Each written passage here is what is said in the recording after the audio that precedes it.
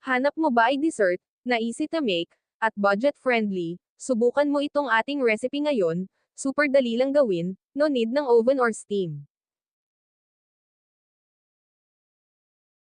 Need lang natin ng 4 to 5 pieces na fudgy bar, or any brand pwede nyong gamitin, at isa-isahin itong tanggalin sa cellophane, at pagkatapos durugan ito, at e-flatten, then set aside.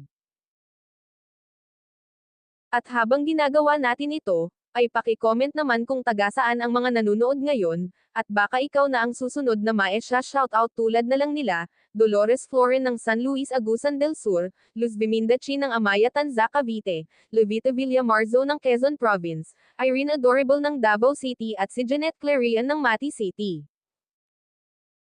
At para naman sa bago sa ating page, tayo po ay gumagawa ng mga recipe na pwede ninyong pagkakitaan. Feel free po kayong mag-suggest kung ano ba yung gusto ninyo na lutuin natin, e-comment nyo lang sa baba.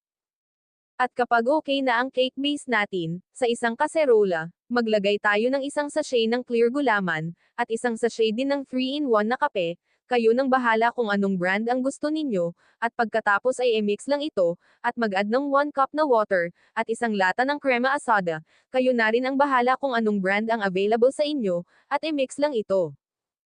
Para mas madali nyo itong masundan ay ilalagay ko na lang ang recipe sa dulo ng ating video, at kung umabot ka hanggang dito, ay pakipusuan naman ang ating video at wag ding kalimutang e-follow ang ating page.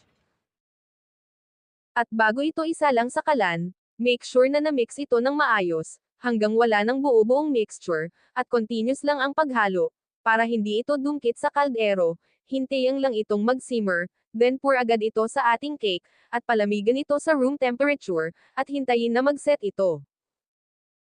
Itong ating recipe, perfect na dessert, lalo na sa mga mahilig sa chocolate cake at coffee, kung gusto nyo ng maramihang paggawa nito, ay doblehin lang or triplihin lang ninyo ang ating recipe, at kapag nag-set na ito, ay pwede ninyong lagyan ng ganitong chocolate syrup.